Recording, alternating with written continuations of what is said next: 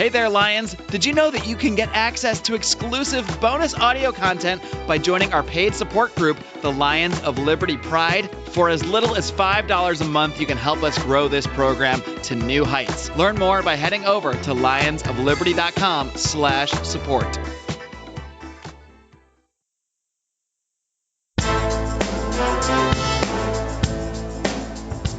Welcome to Felony Friday, a presentation of the Lions of Liberty podcast. Here is your host, John Odermatt. Felons, friends, and freedom lovers, it is time for Felony Friday right here on the Lions of Liberty podcast. Each and every week here on this program, Felony Friday, we focus on exposing injustice in the broken criminal justice system. This is our 71st time doing this show, so that means you'll be able to find the links and notes to everything that we're going to talk about on today's show at lionsofliberty.com/FF71. My guest today on Felony Friday is Raeford Davis. Raeford served the City of North Charleston Police Department for 6 years. That included 4 years as a patrol officer and 2 as a Special Victims Unit detective. Now, during that time that he was serving in North Charleston, the City of North Charleston was the 8th most dangerous city in America. So he was serving in some pretty high crime areas.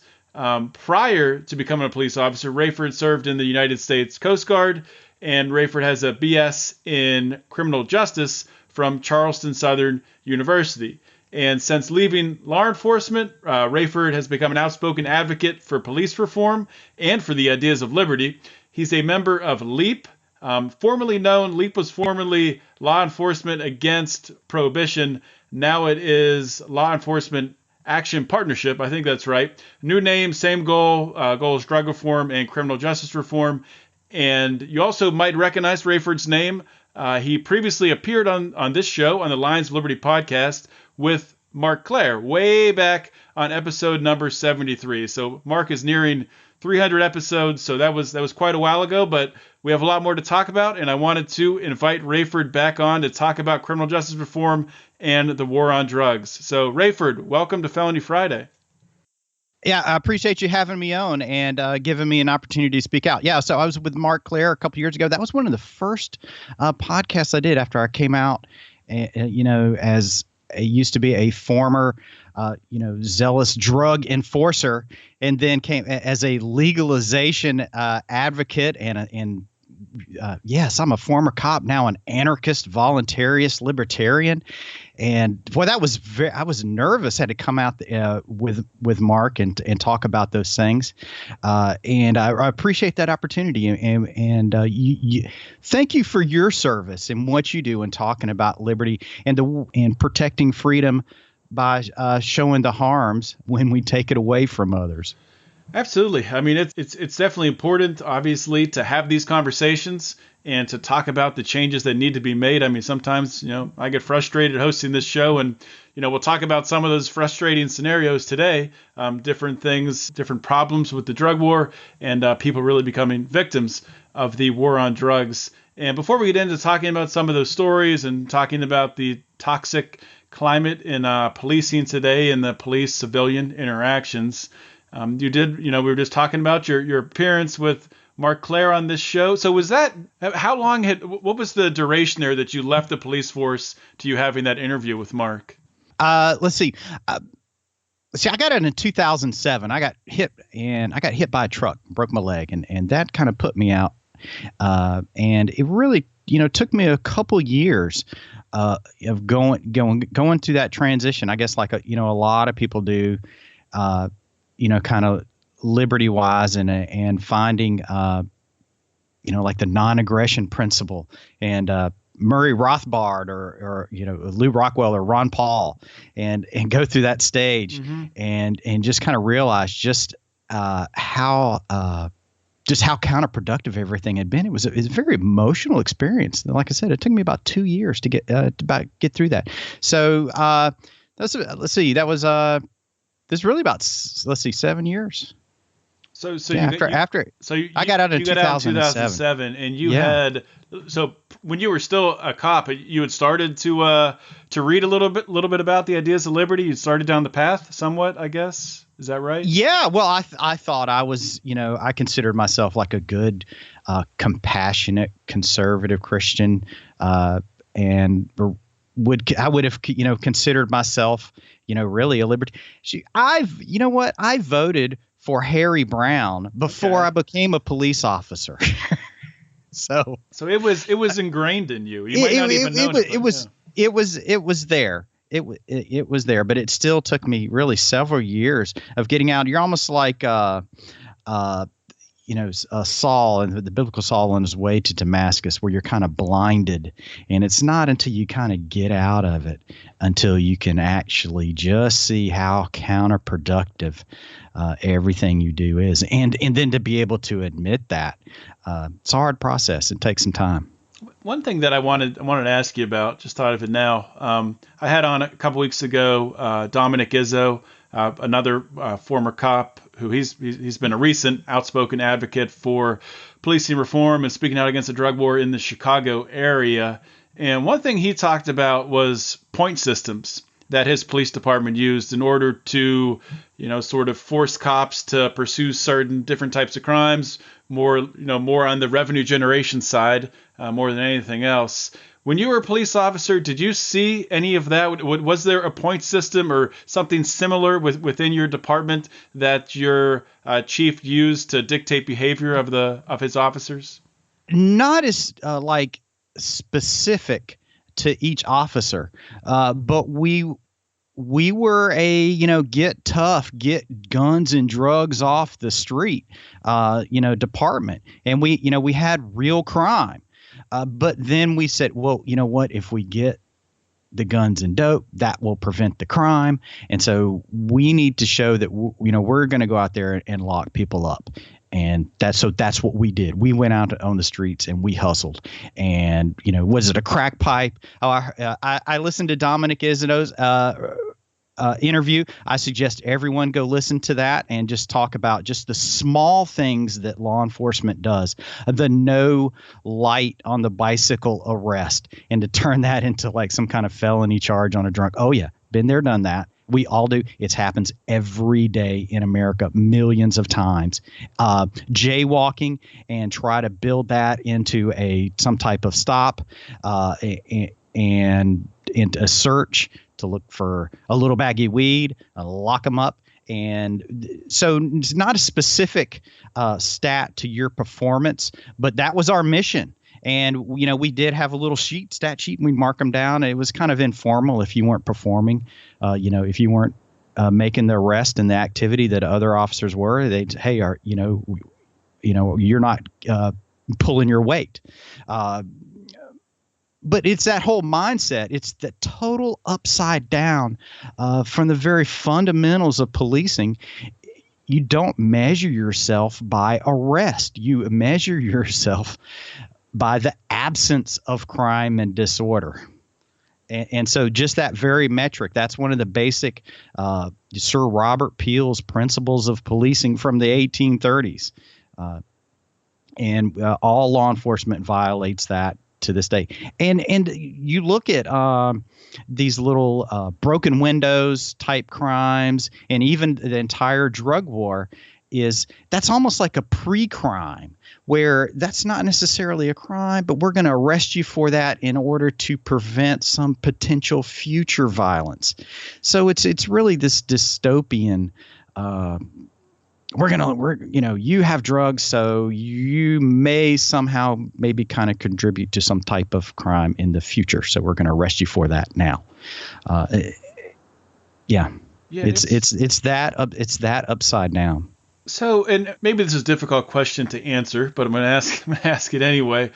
Do you think, your interactions with your fellow police officers when you were a cop, I don't know if you still keep in touch with, people who are still in law enforcement, but do you think most police officers sort of reluctantly go down this path? When I say reluctantly, obviously, they're still doing it. So I'm not really giving them credit for resisting.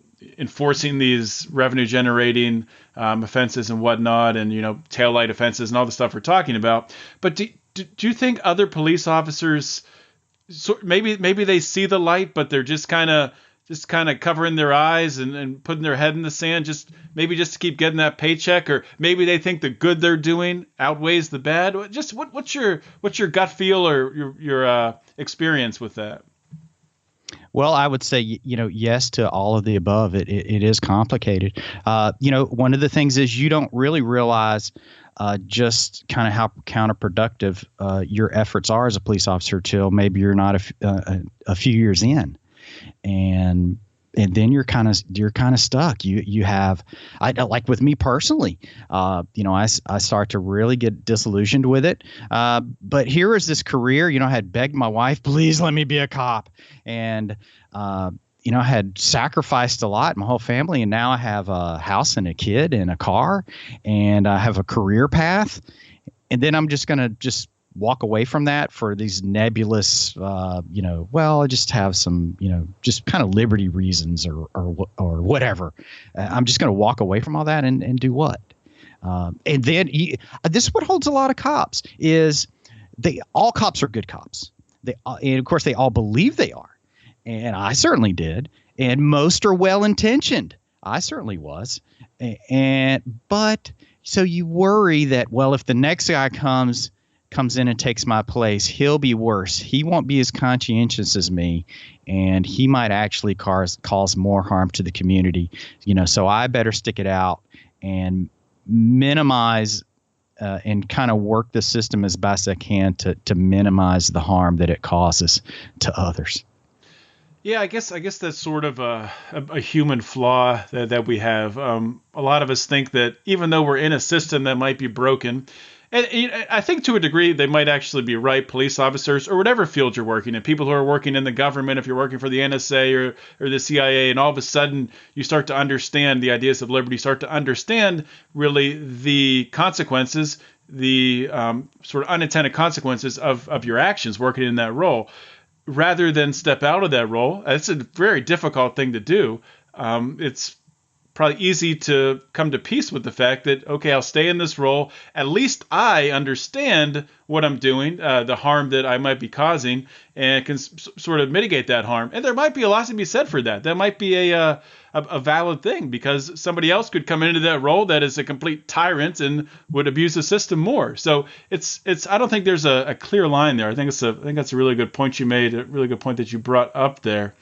I do want to talk about, so there was an article you wrote for the Libertarian Institute back in December of 2016, end of last year, talking about the police presence at the Standing Rock protests.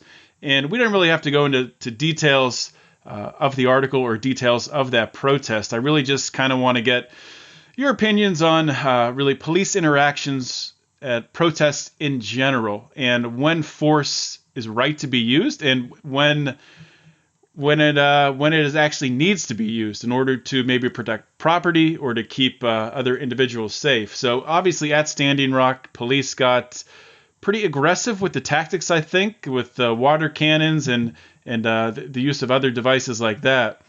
So just, I guess, a high-level question. As a former police officer, who I don't know if you, when you were still serving, if you had any interactions and served in any protests, but maybe if you did, you can lend some guidance there. But as a former cop looking at stuff like this, how would you advise police officers to conduct themselves in these protests? I would say, really, when especially like with what you had at Standing Rock, the moment the law enforcement squares off like that and lines up, suits up, their dress look like stormtroopers, and arm up and defend themselves. It's because they've already made so many mistakes that it's on them from the beginning, and they have really escalated it up to that position, and there's no lack, there's no real accountability with law enforcement and liability. Who pays for that? So nobody's really paying for it. If the the Dakota Access Pipeline Corporation, if they are actually paying for all that security right out of their pocket, they might have tried to work in a more nonviolent way. And violence is the most expensive form of dispute resolution. It costs the most money. And so, yes, that's the first thing, total, lack of liability. And so it's easy for law enforcement to just keep escalating, and they have no accountability. And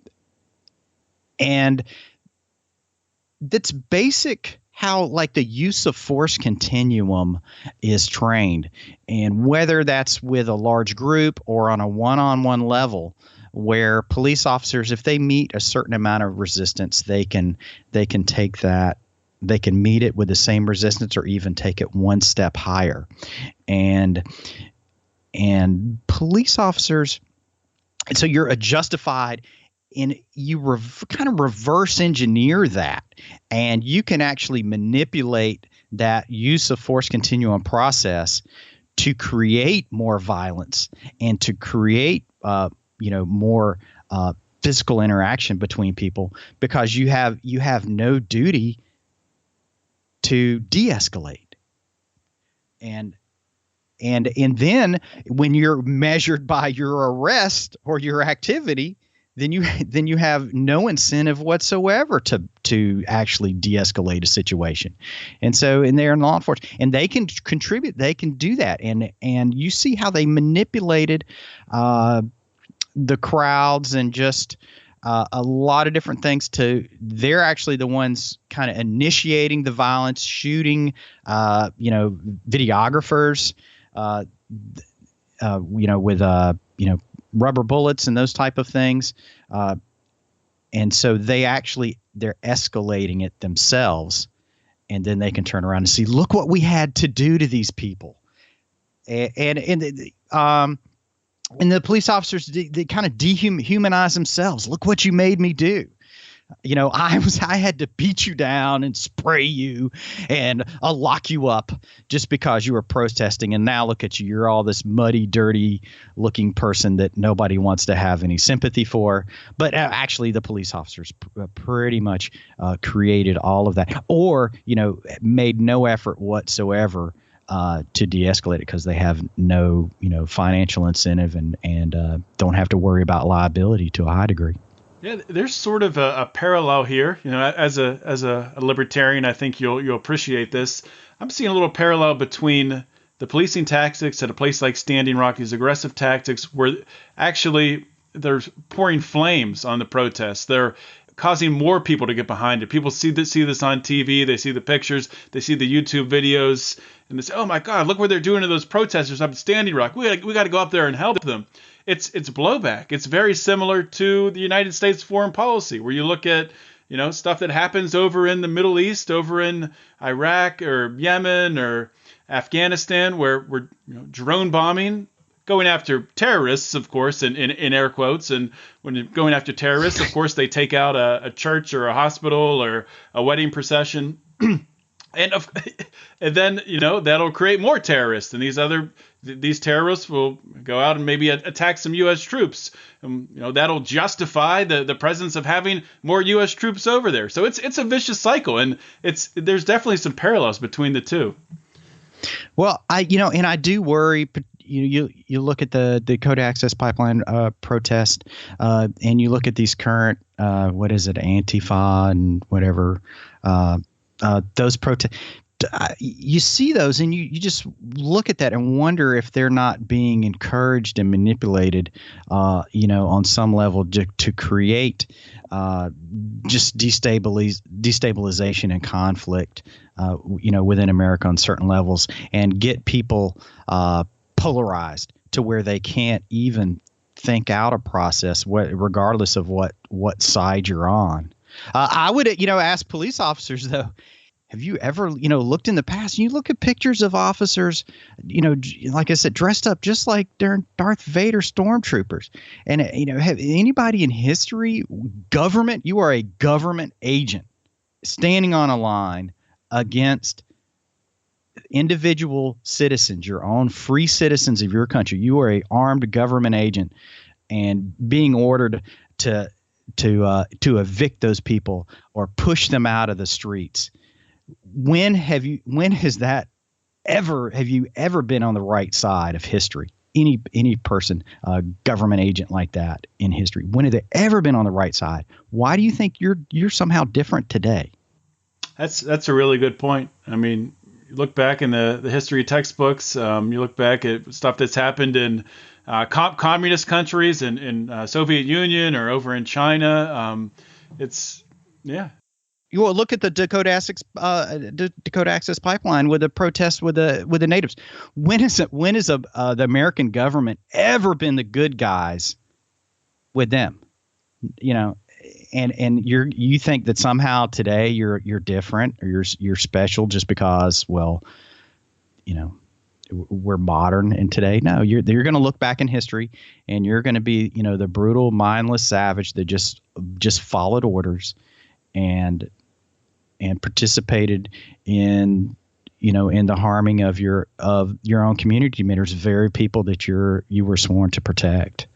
Yeah, it's definitely concerning, and I definitely agree with you. I'm not going to call you one of those wacky libertarian conspiracy theorists talking about could there be people stirring up and incentivizing some of this, some of the reaction from Antifa and the other side. I think it's absolutely it could be happening. I think we're already divided without that, but I think there absolutely could be some elitists behind the scenes, maybe paying some people to protest. It's happened in the past. Why wouldn't it continue to happen? Yeah, well, I would say, when you talk about paid protesters, what are the cops? They're all paid 100%. They're paid to be there and pay. And again, you're paid by the government. So you might be doing the right thing, maybe, but the odds are low.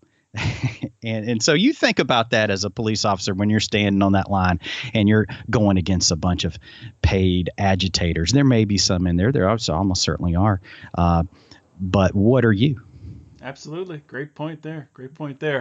I want to talk about a case that I emailed you before to look over. It sort of ties in with what you talked about with your last interview with Mark when you were talking about the war on drugs. Let's just talk about this case real quickly, and I want to ask you some questions about it. So this happened in York County, PA. A judge up there sentenced a heroin dealer to the maximum probable prison sentence. And this heroin dealer, the judge stacked two sentences together. So this dealer had sold a bag of heroin, or maybe multiple bags of heroin, to a woman. Woman's name Arissa Clymer. The heroin dealer Mackenzie Reese. And this woman ended up ODing. She overdosed.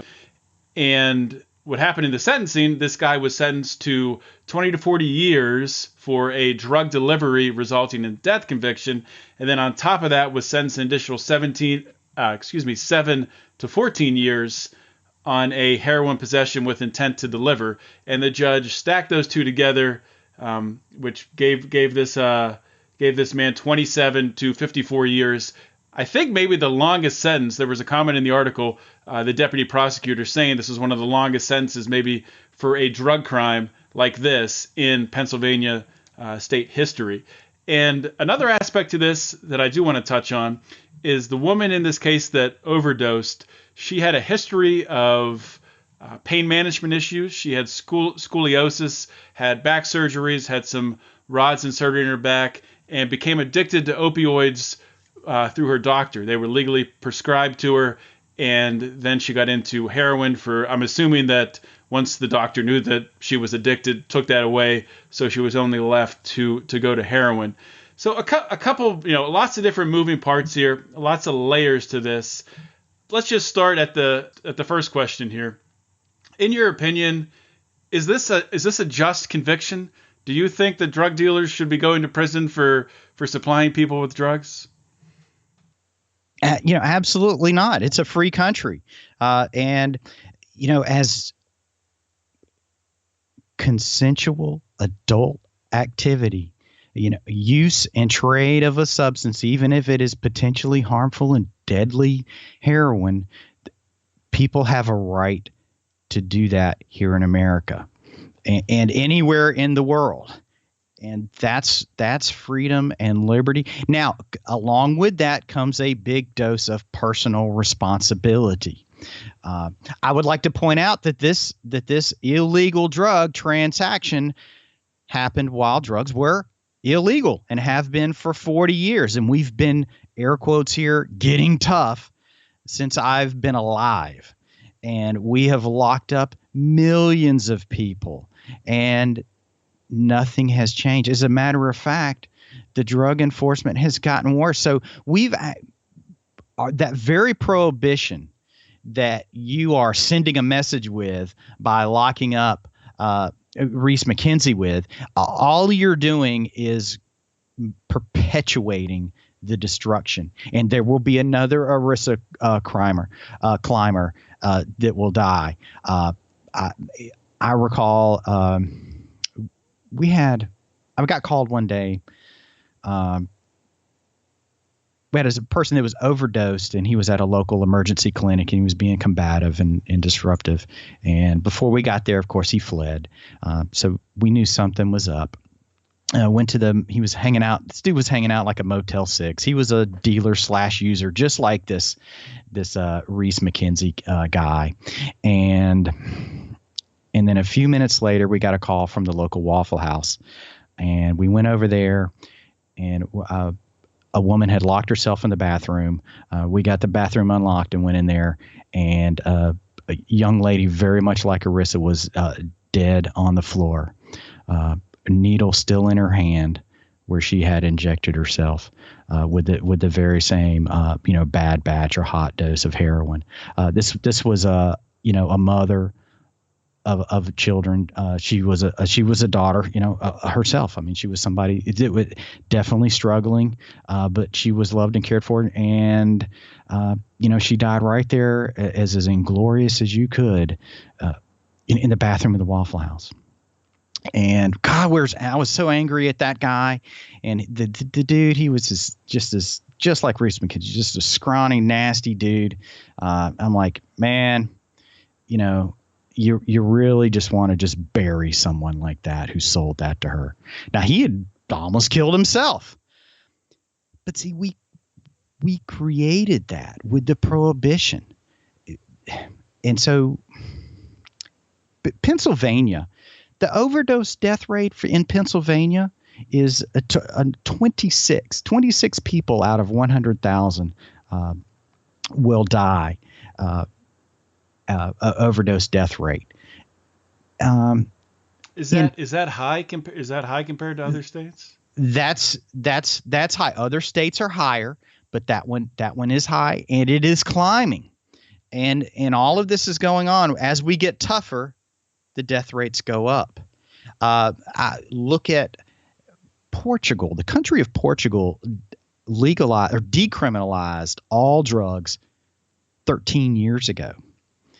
And so drugs are still illegal, but you're not arrested for possession anymore. So possession of all drugs, even heroin or fentanyl, is legal in small amounts. Their overdose death rate, 3. So 26 to 3. That's the difference. So the tougher you get, you're going to have more deaths. And so you drove this very prohibition that the people want to support and getting tough. Well, you just drove Arissa to her death because you put her into that black market. And that's where she had to go. As soon as she became addicted to the drugs that were prescribed to her, and she very well may need just in a higher dosage, but they cut her off or it was too expensive. And so she has to go to the black market. And then she uses heroin. And, well, heroin, if you inject it, then it'll go about twice as far. And so you don't have to spend quite as much money. And so that's how people start injecting it is, it's because it's more cost effective. And see, now you're stuck. And then she has to worry about, inconsistent levels or just not even getting it. If she stays off it for a couple of days and then goes back, her tolerance is way down. She could take the same dose and kill herself or mix it with something else that she's not sure of. That's how people die. and so we've never stopped it. We have never stopped. The drugs are more plentiful today than they ever were. They're cheaper. They're easier to get. And this is after, it's been 100 years since the Harrison Narcotic Act, and 46 years since we started, Nixon's drug war, and we're still having these people die unnecessarily. And a guy like Reese McKenzie, he would never, if drugs were legal, he would not be the dude selling them, out of the Motel 6, mixing it with God knows what. People could get a consistent dose and inject it in sanitary conditions, and now they may be addicted, but they're not dead. Right. Yeah, it's there's a big misconception around heroin overdoses, that people think that it's the heroin that's causing the overdose. And a lot of the times, like you said, it's not. It's what it's mixed with, what it's cut with, making it hot, making it unstable, something that they're not used to having, if it's fentanyl or whatever else.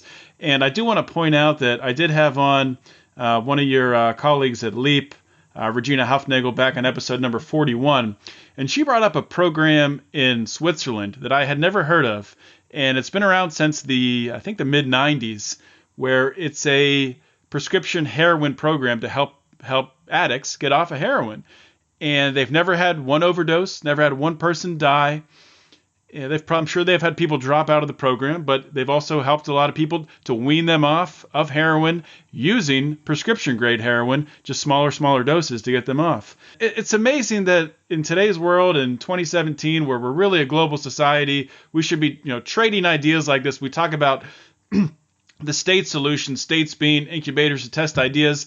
Heck, we have a whole globe to test ideas. We need to use the free market to find the best way to make drugs safer, so people don't overdose, and then allow that to be implemented. But I just wanted to point out that situation in Switzerland. It is happening in Canada as well. They have prescription grade heroin, and obviously I'd love for the drugs to be legalized, bring the stuff out of the shady back alleys of the black market forward, so this stuff doesn't happen. It'll make it safer. But if we can't do that, let's at least take a small step forward and get some other treatment for these addicts, some other ways to help them from having to buy from a shady dealer like Mackenzie Reese in a shady Motel 6 that ends up killing them.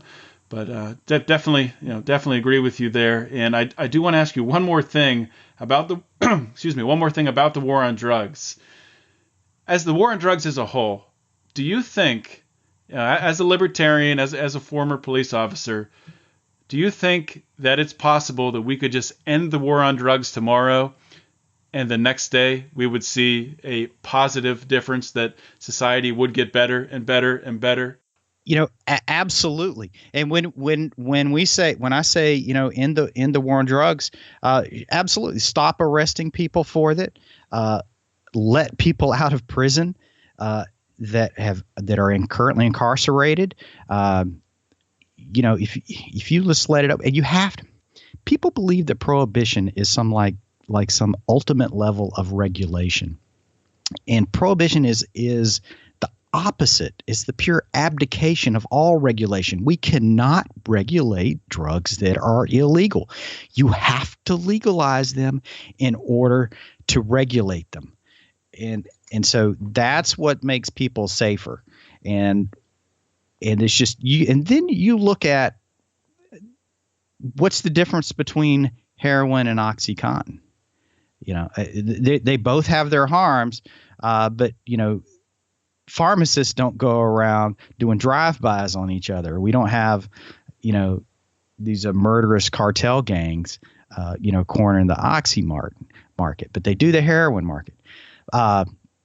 So all of that violence would go away when you legalized them, and then you would have in the United States we would have to reduce our prison population by 80% just to equal the prison population in Europe. So 80%, just to equal Europe. And that, yeah, in Europe, they're a bunch of nanny state socialists over there. This is America. We're free. Liberty works, doesn't it? I mean, even people that aren't libertarian, and if you're a good red-blooded American, you know that liberty and freedom makes you safer. And we arrest and incarcerate 5 to 7 times more than these other countries. So that's how far we've gone. So whenever you think, well, we need to get tough, yeah, we're doing that right now, and we have the police state incarceration industrial complex to prove it, and the increased death rates. Yeah, talking about Liberty Works, it reminds me of, I think it was 2012 during Ron Paul's, maybe 2011 during Ron Paul's second campaign for president, for the Republican nomination. And it was at a debate, I think it might have been South Carolina, actually.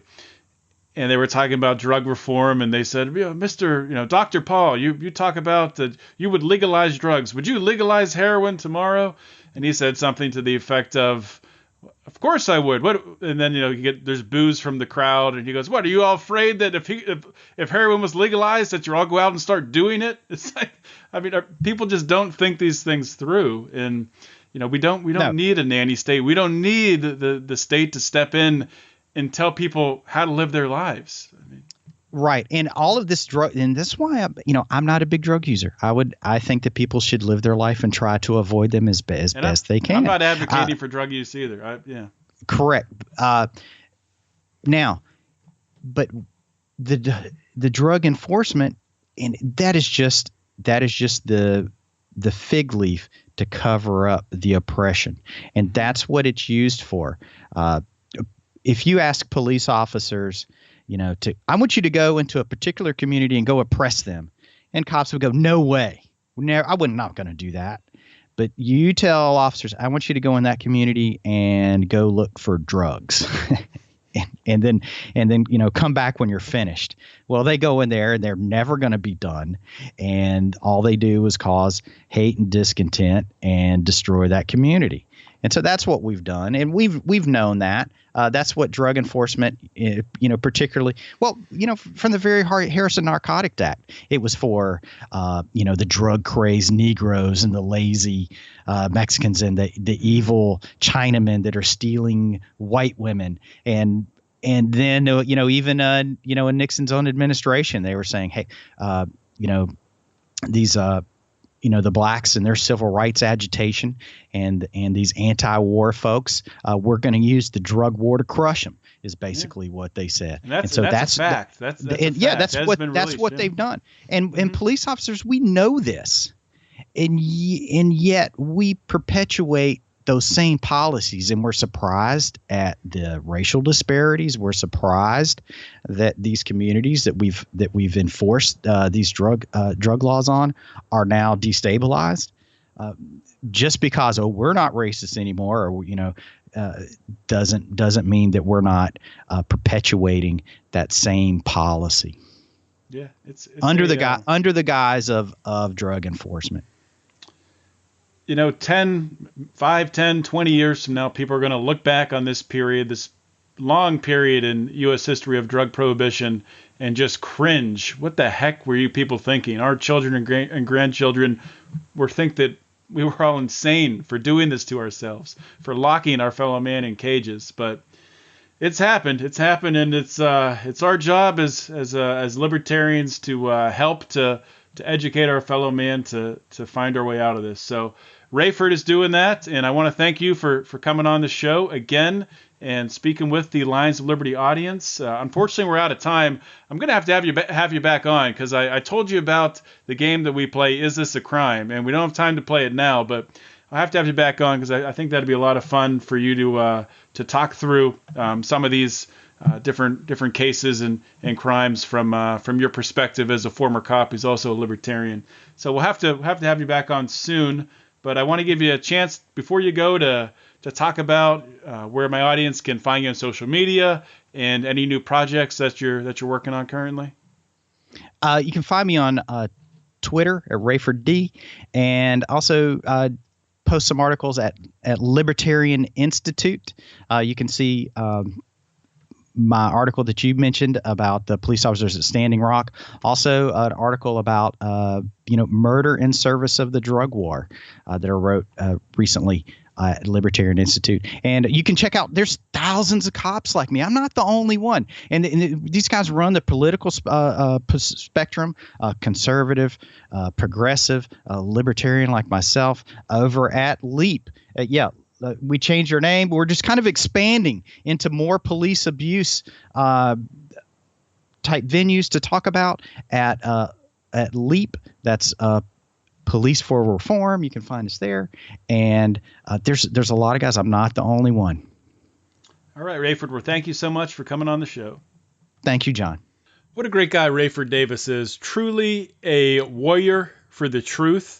And also a libertarian to boot. It's always nice to bring on these former police officers who have been through fighting the war on drugs, seen the tactics that cops are using on the street.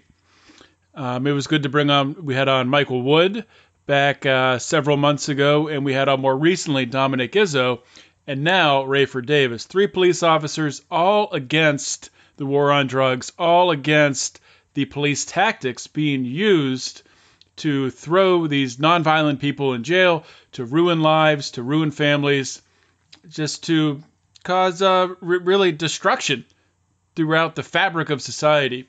The difference between the 3, Michael Wood is more of a leftist, a progressive. If you haven't heard that interview where I had him on, I really want to encourage you to go back and listen to that. I'll link to that on the show notes page.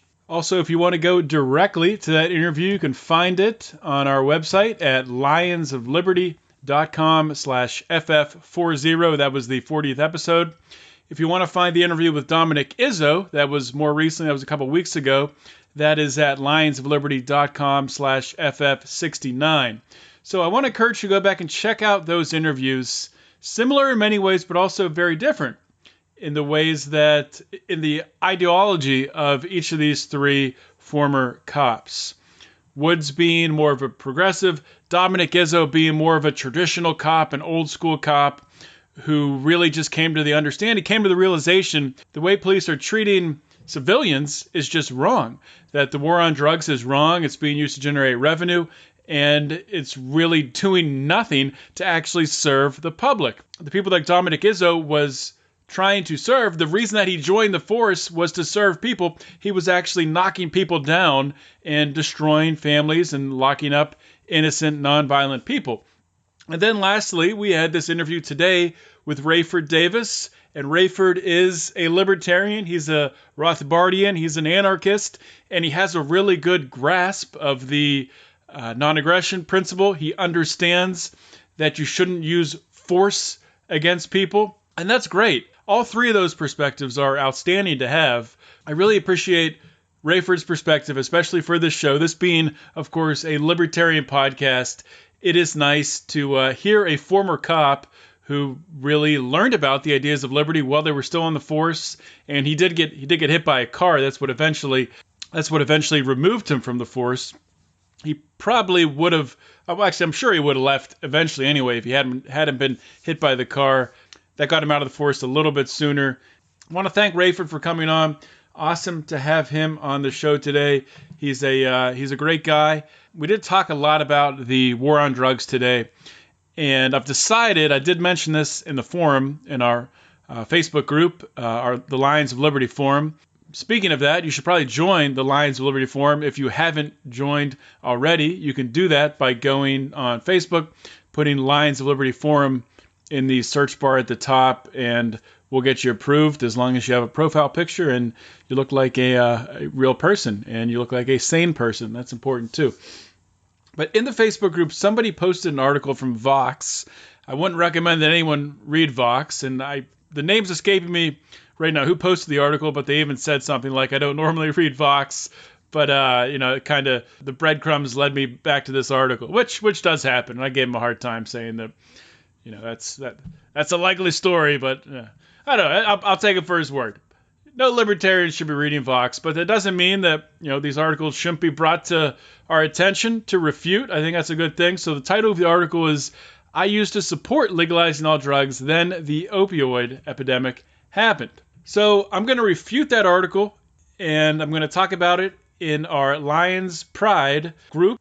In order to get access, you're going to have to join the Lions Pride, and the way to do that is you can go to lionsofliberty.com/support and join. For the lowest amount is $5 per month. For that $5, you'll get access to all of our exclusive content, including my episode refuting this article. You also get access to our conspiracy theory roundtables. Brian did a Rand pluses and minuses special a little while back, and Mark's had a couple times where he had some extra questions with his guests.